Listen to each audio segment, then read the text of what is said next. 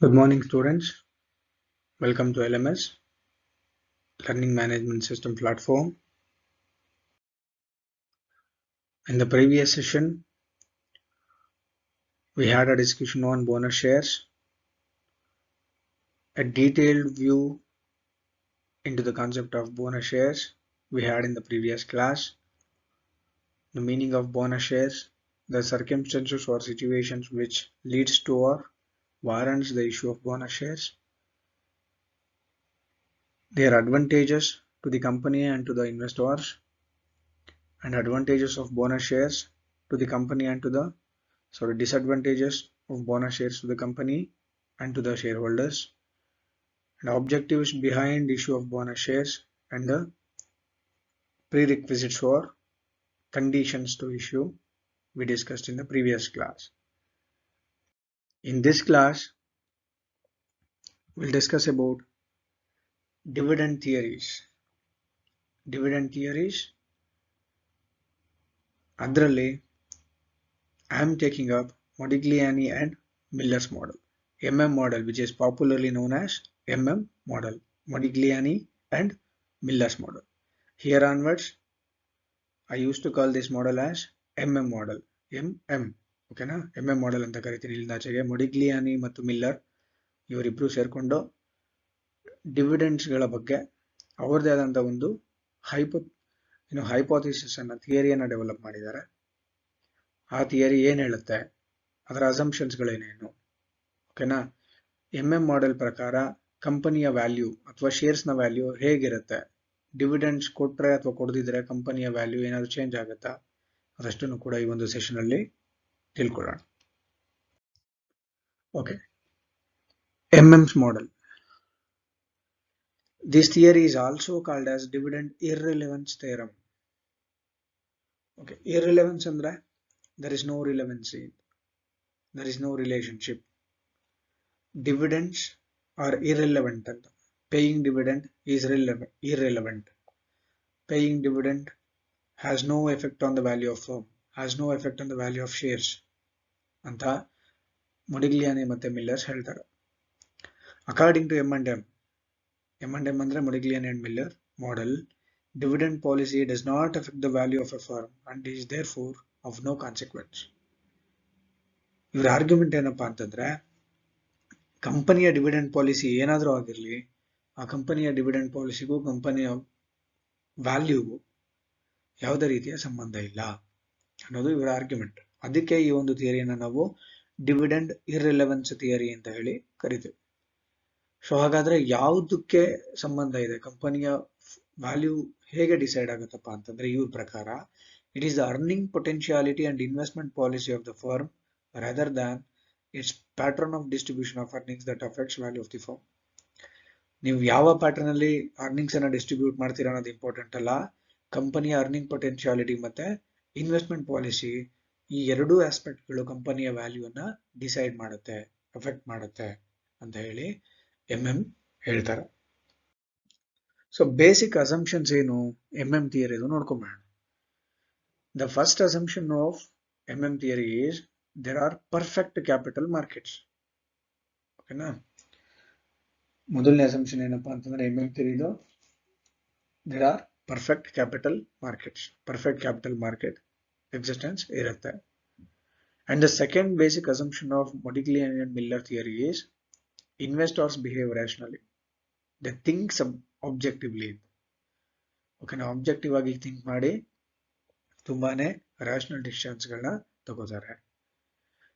And the next assumption of Modigliani and Miller theory is information about the company is available to all the shareholders or all the investors or all the people without any cost.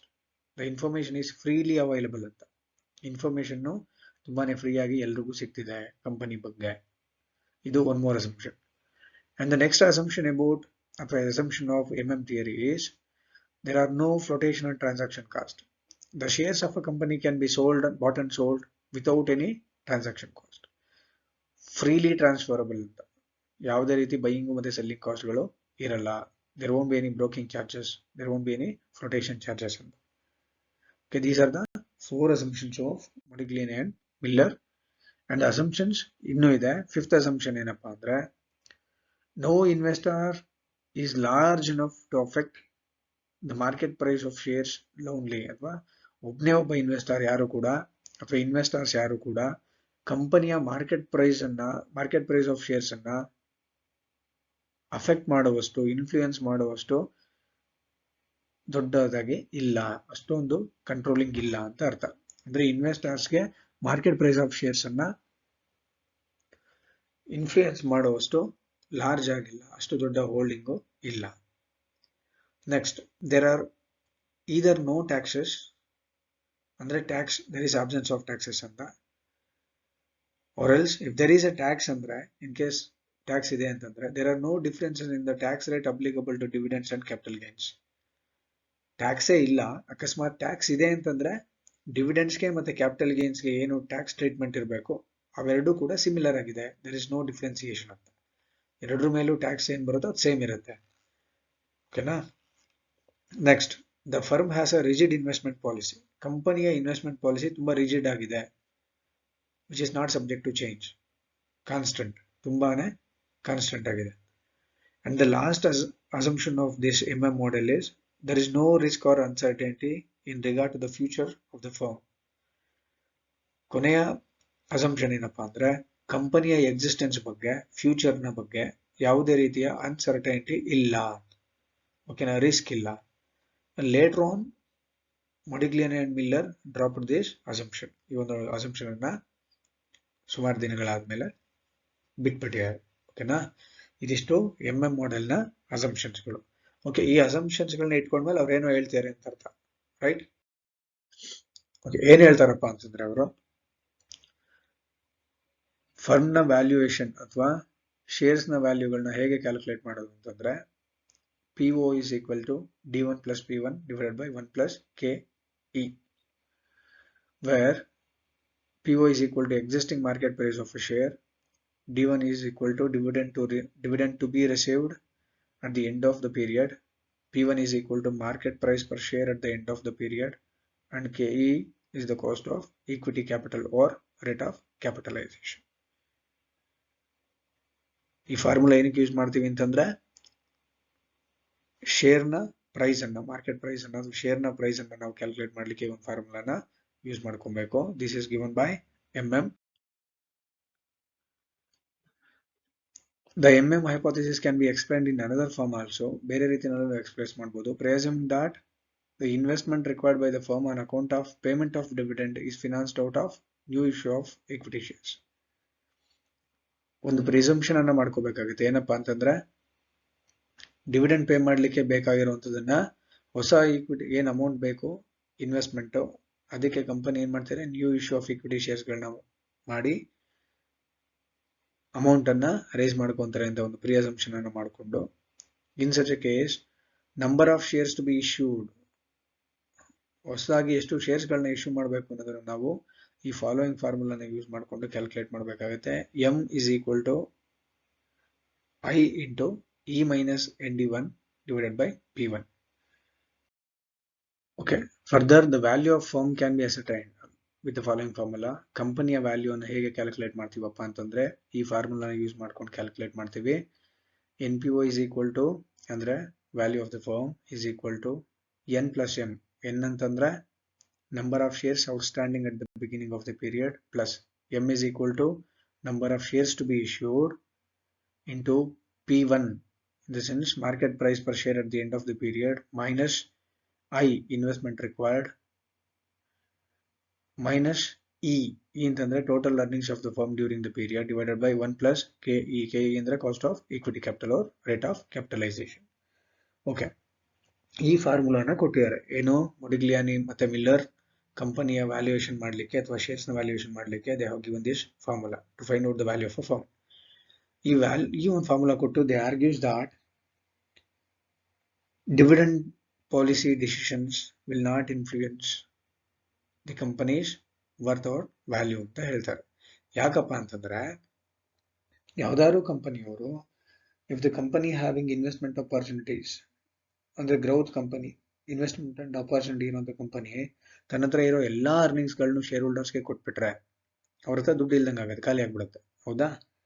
So ಕೊಟ್ಟಾದ್ಮೇಲೆ it will have to raise additional funds from external source for its own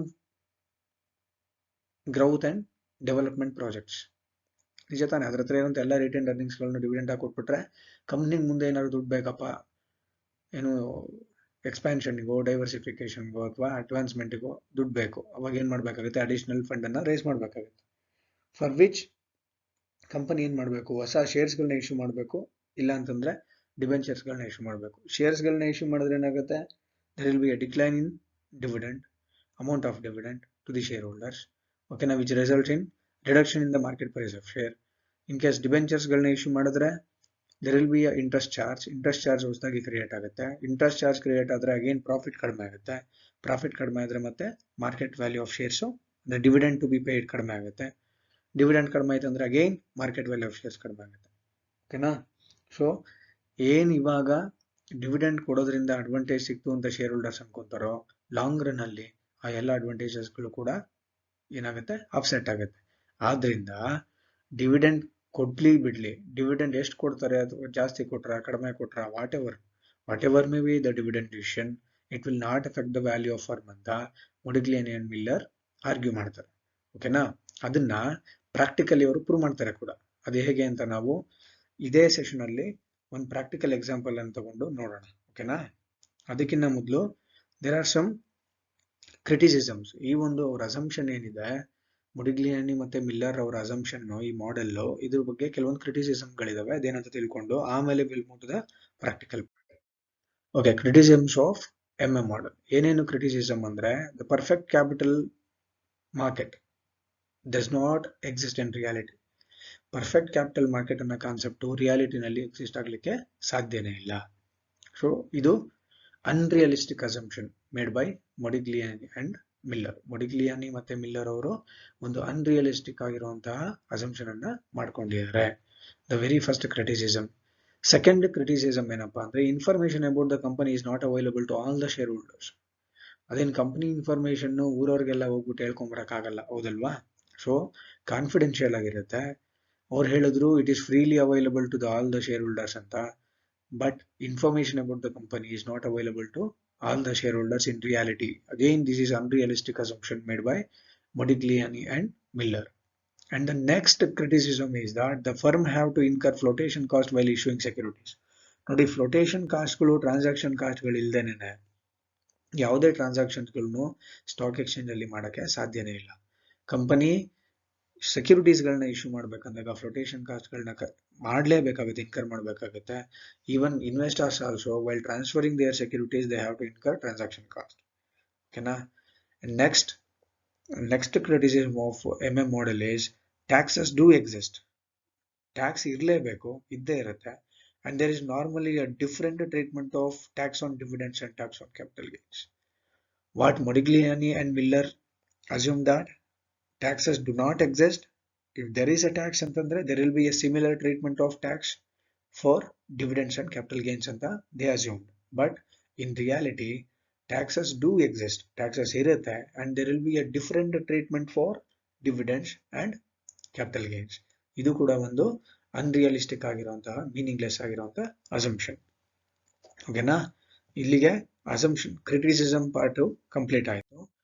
ಇನ್ನು next criticism ಏನಪ್ಪಾ ಅಂತಂದ್ರೆ, the firm do not follow A rigid investment policy. ಕಂಪನಿಗಳು, ಯಾವುದೇ company ಕೂಡ rigid ಆಗಿರುವಂಥ investment ಪಾಲಿಸಿಯನ್ನ follow ಮಾಡಲ್ಲ, ಹೌದಲ್ವಾ? Investment policy is subject to change, ಅದು ಚೇಂಜ್ ಆಗ್ತಿರುತ್ತೆ. ನೆಕ್ಸ್ಟ್ ಕ್ರಿಟಿಸಿಸಮ್ ಏನಪ್ಪಾ ಅಂದ್ರೆ, the investors have to pay brokerage fees while doing any transaction. I told you, ಯಾವುದೇ ಟ್ರಾನ್ಸಾಕ್ಷನ್ ಕಾಸ್ಟ್ಗಳಿಲ್ದೇನೆ ಇನ್ವೆಸ್ಟರ್ಸು ಟ್ರಾನ್ಸಾಕ್ಷನ್ಗಳನ್ನ ಮಾಡಕ್ ಸಾಧ್ಯ ಇಲ್ಲ ಅಂತ. ಆದರೆ Modigliani ಮತ್ತೆ ಮಿಲ್ಲರ್ ಹೇಳ್ತಾರೆ there are no flotation and transaction cost ಅಂತ. In reality it is highly impossible. The next criticism ಏನಂದ್ರೆ, share holders may prefer current income as compare to future gain ಅಥವಾ ಫರ್ದರ್ ಗೇನ್.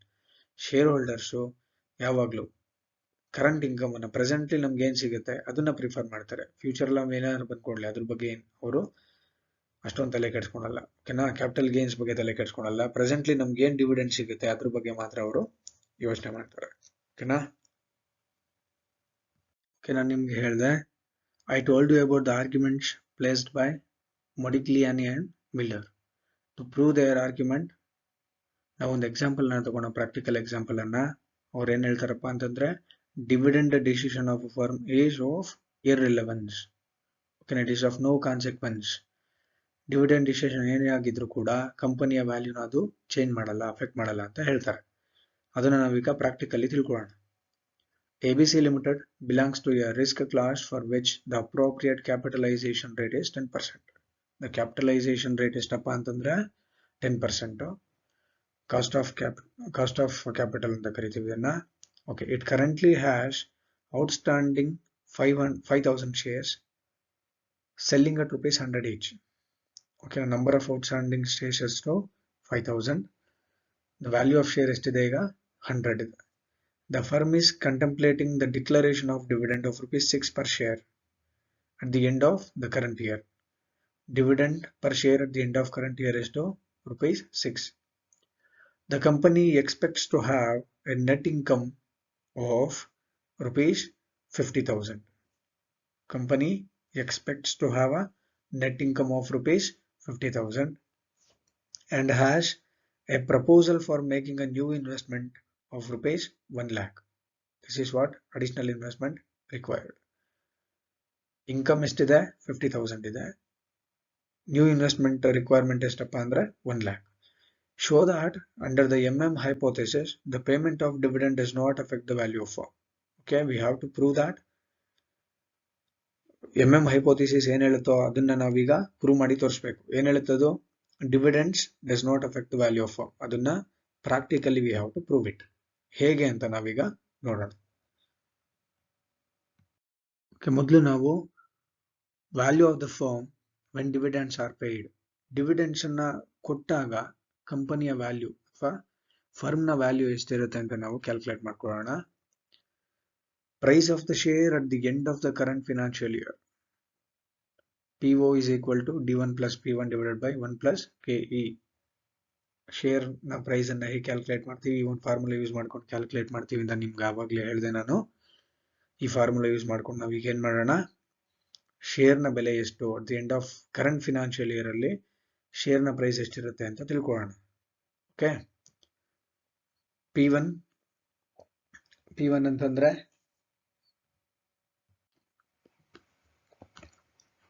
ಸೊ ನಾವು ಈ formula ಏನಕ್ಕೆ use ಮಾಡ್ತೀವಪ್ಪ ಅಂತಂದ್ರೆ, PO is equal to D1 plus P1 divided by 1 plus KE ಫಾರ್ಮುಲಾನ to find out the existing market price of a share, market price of share at the beginning of the period, ಇದನ್ನ calculate ಮಾಡ್ಲಿಕ್ಕೆ use ಮಾಡೋದು. But ನಮ್ಗೆ ಬೇಕಾಗಿರೋದೇನಪ್ಪ ಅಂದ್ರೆ price of the share at the end of the current financial year. So which is missing here, PO ಅಂತಂದ್ರೆ ಏನು, existing price of a market share which is already given in the question. D1 ಅಂದ್ರೆ dividend to be received at the end of the period ಕೊಟ್ಟಿದ್ದಾರೆ, but ನಮಗ್ ಬೇಕಾಗಿರೋದು P1. So P1 is missing. Cross multiplication ಮಾಡಿದಾಗ ನಮಗೆ ಇದೇ equation ಅನ್ನು use ಮಾಡಿಕೊಂಡು P1 is equal to PO into 1 plus KE minus D1 ಆಗುತ್ತೆ. ಓಕೆನಾ? So present our existing market price of a share is 100 as given in the equation. 1 remains the same plus cost of equity ಎಷ್ಟು question ಅಲ್ಲಿ ಹೇಳಿದ್ದಾರೆ, cost of equity 10% ಅಂತ. ಅವ್ರೇನು ಹೇಳಿದ್ದಾರೆ ನೋಡಿ, the appropriate capitalization rate is 10%. The cost of equity is 10% ಅಂದ್ರೆ 0.10 minus D1 ಅಂತಂದ್ರೆ dividend to be received at the end of the period. Dividend ಎಷ್ಟು ಕೊಡೋದಕ್ಕೆ ಪ್ಲಾನ್ ಮಾಡ್ಕೊಂಡಿದ್ದಾರೆ ಕಂಪ್ನಿ, rupees 6, ₹6. ಸೊ ಸಿಂಪ್ಲಿಫೈ ಮಾಡೋಣ. 100 into 1.10 minus 6, 100 into 1.10 ಮಾಡಿದ್ರೆ 110 ಬರುತ್ತೆ, minus 6, 104. Price of the share at the end of the year 104. Price of the shares in the beginning of the year 100. It is already given in the question. Okay na, 100 rupees ಇದೆ as of now ಈಗ. So what we have calculated, price of the share at the end of the current financial year is ₹104. Next, second thing, number of shares to be issued. Okay, number of shares ಎಷ್ಟು issue ಮಾಡಬೇಕಾಗುತ್ತೆ ನೋಡ್ಕೊಳ್ಳೋಣ. ಯಾಕೆ number of shares ಗಳನ್ನ issue ಮಾಡೋದು calculate ಮಾಡ್ಕೋಬೇಕು ಅಂತಂದ್ರೆ, there is additional requirement of capital. Number of shares issue ಮಾಡೋದಕ್ಕೆ ಯಾವ ಫಾರ್ಮುಲಾನ ಯೂಸ್ ಮಾಡ್ಕೋಬೇಕು ನಾವು? m is equal to i minus into e minus nd1 divided by p1. ಈ ಒಂದು ಫಾರ್ಮುಲಾನ ಯೂಸ್ ಮಾಡಿಕೊಂಡು ನಾವು ಕ್ಯಾಲ್ಕುಲೇಟ್ ಮಾಡ್ತೀವಿ. m ಅಂತಂದ್ರೆ number of shares to be issued, i ಅಂತಂದ್ರೆ investment required, and then e stands for total earnings of the firm during the period, and nd1 is n ಅಂದ್ರೆ number of shares outstanding at the beginning of the period, and d1 is the dividends to be received at the end of the period, and divided by p1. p1 ಅಂತಂದ್ರೆ ನಾವು ಇವಾಗ ತಾನೇ calculate ಮಾಡಿದ್ವಿ, the price of share at the end of the financial year ಅಥವಾ end of the. Okay, ಈಗ values ಅನ್ನು apply ಮಾಡೋಣ. m is a missing value. ನಮಗೆ ನಂಬರ್ ಆಫ್ ಶೇರ್ಸ್ ಎಷ್ಟು ಇಶ್ಯೂ ಮಾಡ್ಬೇಕಂತ ಗೊತ್ತಾಗಬೇಕು. i ಅಂದ್ರೆ investment required 1 lakh minus e ಅಂತಂದ್ರೆ total earnings of the firm during the period ಎಷ್ಟಿದೆ ಅರ್ನಿಂಗ್ಸು ಅವರೇ ಲೆಕ್ಕದಲ್ಲಿ ಹೇಳಿದ್ರೆ it is 50,000, and n number of shares outstanding 5,000 into dividend expected ಎಷ್ಟು ₹6 divided by p1. we have already calculated ₹104. Simplify ಮಾಡ್ಕೊಂಡಾಗ ನಮಗೆ 80,000 divided by 104 ಬರುತ್ತೆ. ಅದನ್ನು ಮತ್ತೆ ನಾವೇನಾದ್ರು ಡಿವೈಡ್ ಮಾಡಿದ್ರೆ we will get a fraction. ಮಾಡೋದು ಬೇಡ, ಹಂಗೆ ಇಟ್ಕೊಳ್ಳೋಣ. Next will move to value of the firm. Value of the firm ಎಷ್ಟು ಬರುತ್ತೆ ಅಂತ ಹೇಳಿ ಇವಾಗ ಕ್ಯಾಲ್ಕುಲೇಟ್ ಮಾಡೋಣ. ಮೊದಲಿಗೆ ನಾವೇನು ಮಾಡ್ಕೋಬೇಕು? p1 ಕ್ಯಾಲ್ಕುಲೇಟ್ ಮಾಡಬೇಕು. p1 ಕ್ಯಾಲ್ಕುಲೇಟ್ ಮಾಡಿದ್ಮೇಲೆ number of shares to be issued calculate ಮಾಡ್ಕೋಬೇಕು, and finally value of the firm ಅನ್ನ ಕ್ಯಾಲ್ಕುಲೇಟ್ ಮಾಡ್ತೀವಿ. So value of the firm is NPO is equal to n plus m into p1 minus i plus e divided by 1 plus ke. ಈ formula already ನಿಮ್ಗೆ explain ಮಾಡಿದ್ದೀನಿ. So ಈಗ values ಅನ್ನ ಹಾಕ್ತಾ ಹೋಗೋಣ, ಓಕೆನಾ? ಸೊ ಫಸ್ಟ್ಲಿ ಮೊದಲು ನಾವೇನ್ ಮಾಡಬೇಕು, ಈ ಫಾರ್ಮುಲಾದಲ್ಲಿ ಏನೇನ್ ಇದೆ ಅದೆಲ್ಲದಕ್ಕೂ ವ್ಯಾಲ್ಯೂಸ್ಗಳನ್ನ ಹಾಕೋಣ. ಎನ್ ಅಂದ್ರೆ number of shares outstanding 5,000. Next ಅದಾದ್ಮೇಲೆ m number of shares to be issued 80,000 divided by 104. ನಾವೀಗ ಆಲ್ರೆಡಿ ಕ್ಯಾಲ್ಕುಲೇಟ್ ಮಾಡಿದ್ವಿ. p1 104, ಅದನ್ನು ನಾವೇ ಕ್ಯಾಲ್ಕುಲೇಟ್ ಮಾಡಿದ್ದೀವಿ. ಅದಾದ್ಮೇಲೆ i investment required 1 lakh minus e earning 50,000 divided by 1 plus cost of equity 0.10. Okay, values ಅನ್ನು apply ಮಾಡಿದ್ದೀವಿ ಇವಾಗ.